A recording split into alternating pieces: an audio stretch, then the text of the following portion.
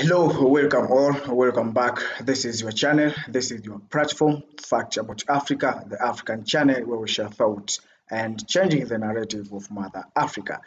So, in this video, we're going to see how President Paul Kagame blamed the inaction of the international community for following the 1994 genocide to happen as Rwandans on Sunday commemorate 30 years since estimated 800,000 people were killed by government-backed extremists.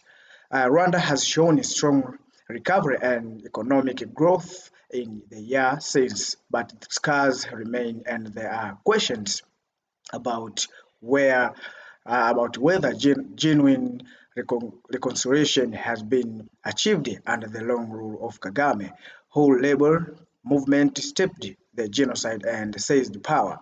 He has been praised by many for bringing relative stability, but verified by others for his intolerance of dissent. Kagame led somber commemoration event in the capital, Kigali. Foreign visitors, including a delegation led by Bill Clinton, the U.S. president during the genocide, and Israel-Palestine President Isaac Herzog, whose country has been accused by South Africa of committing genocide in Gaza at the International Court of Justice. The killings were ignited when a plane carrying then President Jovenel Habyarimana, a Hutu, was shot down over Kigali. The Tutsi were blamed for downing the press and killing the president, and becoming target of massacres led by Hutu extremists that lasted over 100 days. Some moderate Hutus who tried to protect members of the Tutsi minority were also killed. Rwandan authorities have long blamed the international community for ignoring warning about the killings, and some Western leaders have expressed regret.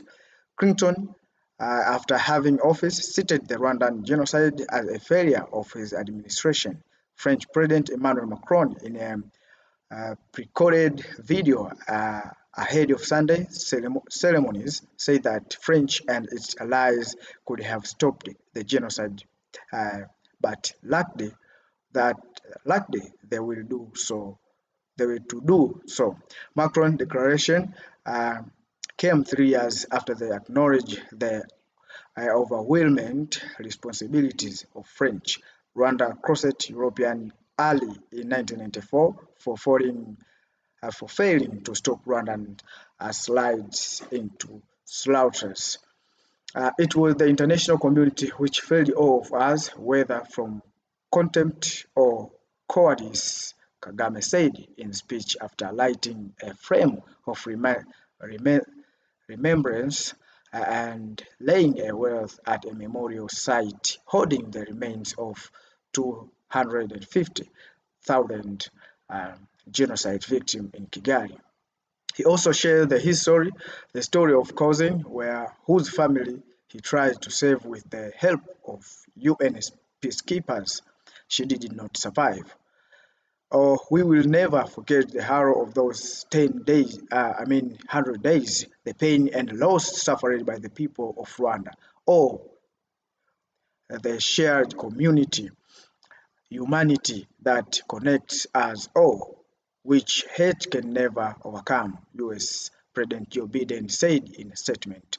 Rwanda's ethnic composition remained largely unchanged since 1994, with a Hutu majority, the Tutsi accountant for 14%, and the Tutsi 1% of Rwanda's 14 million people. Kagame Tutsi dominated government has outlawed any of the organization along ethnic lines as a part of effort to build a uniform Rwandan identity.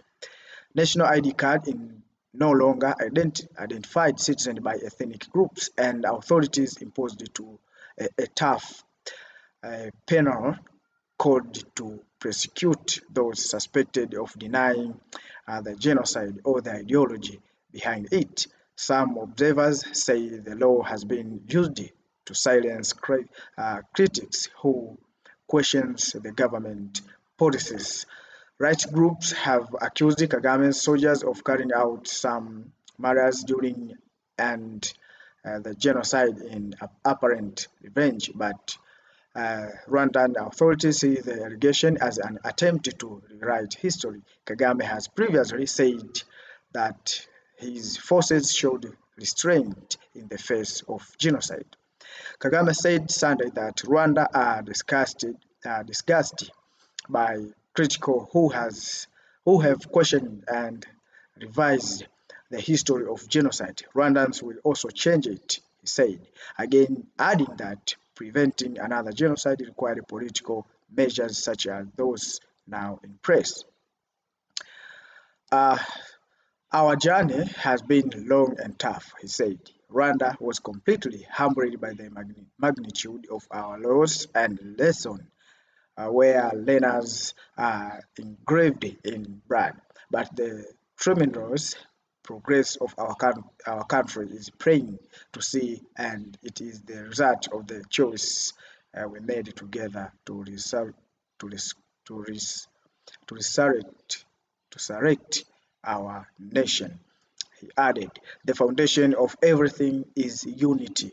That was first choice to believe in the idea of unity Rwanda and uh, accordingly. A night viral will be held later on Sunday as part of Week of Remembrance activities which held on last night. Nefer Ashikaye, the head of Ibuka, a prominent group of survivors, told the Associated Press that keep the memory of genocide alive helps fight the mentality that allowed neighbors to turn on each other, killing even children. Mass graves are still being discovered across Rwanda 8 years later, a reminder of the scars of murders.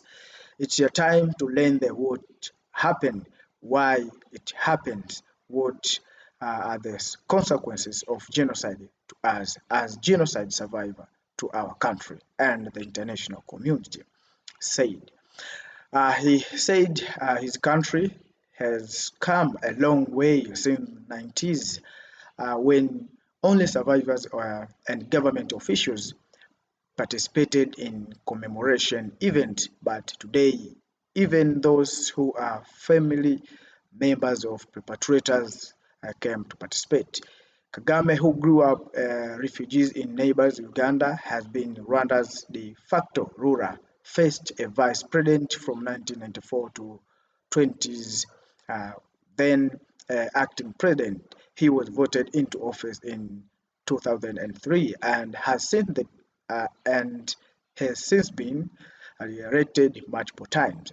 A candidate for election set for July, he won the last election with nearly 99% of the vote.